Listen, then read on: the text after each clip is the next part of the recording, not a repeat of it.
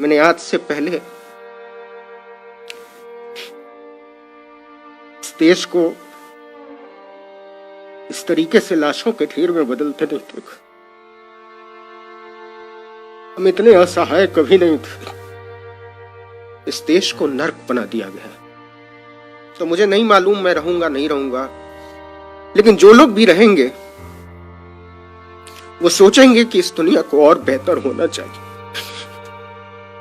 वो सोचेंगे कि हमको हमारी आने वाली नस्लों के लिए मंदिर और मस्जिद के झगड़ों से ऊपर उठना चाहिए। इंसानियत पर जो ये हमला हुआ है उसकी सूरत आज नहीं तो कल बदलेगी, बदलनी चाहिए। मैंने आज से पहले इस देश को इस तरीके से लाशों के ढेर में बदलते नहीं देखा। हम इतने असहाय कभी नहीं थे।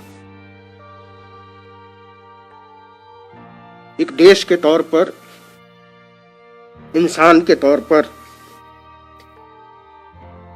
डेमोक्रेसी के तौर पर हम पूरी तरीके से निकम्मे, भ्रष्ट और बर्बर साबित हो चुके। हम में से हर एक आदमी अपनी नजरों में गिरा हुआ है। हम सब किसी अदृश्य शक्ति की मदद की उम्मीद में हैं। ऐसा लगता है जैसे यहां कोई सरकार नहीं है, यहां कोई प्रधानमंत्री नहीं है, यहां कोई व्यवस्था नहीं है, यहां कोई अफसरशाही नहीं है और सबको अपने अपने हाल पर छोड़ दिया गया है। मैंने इससे पहले पिछले 40-45 साल में डॉक्टरों को बिलख बिलख कर रोते हुए नहीं देखा है। आप किसी भी डॉक्टर से बात कीजिए, वो कहते हैं हमको मेडिकल प्रोफेशन से चिढ़ हो गई है। हम इस दिन के लिए तो इस पेशे में नहीं आए थे। ऑक्सीजन के बिना अपने पेशेंट को तड़प तड़प कर मरना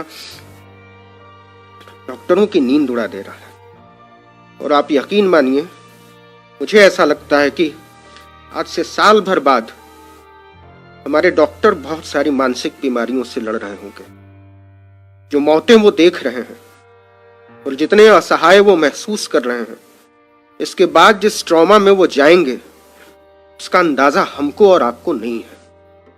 इस देश को नर्क बना दिया गया है, इस देश को दोजख बना दिया गया है और हम सबको इतना बेचारा बनाकर छोड़ दिया गया है जैसे हमारी कोई अहमियत नहीं।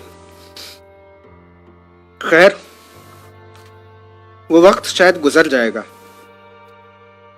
और जब ये गुजरा हुआ वक्त हमारे सामने आएगा तो मुझे नहीं मालूम मैं रहूंगा नहीं रहूंगा, मुझे नहीं मालूम डॉक्टर मनीष रहेंगे नहीं रहेंगे, डॉक्टर सोनू रहेंगे नहीं रहेंगे, लेकिन जो लोग भी रहेंगे वो सोचेंगे कि इस दुनिया को और बेहतर होना चाहिए। वो सोचेंगे कि हमको हमारी आने वाली नस्लों के लिए मंदिर और मस्जिद के झगड़ों से ऊपर उठना चाहिए। वो सोचेंगे और सोचना चाहिए कि इस देश को मंदिरों, मजारों, मीनारों की जरूरत नहीं है।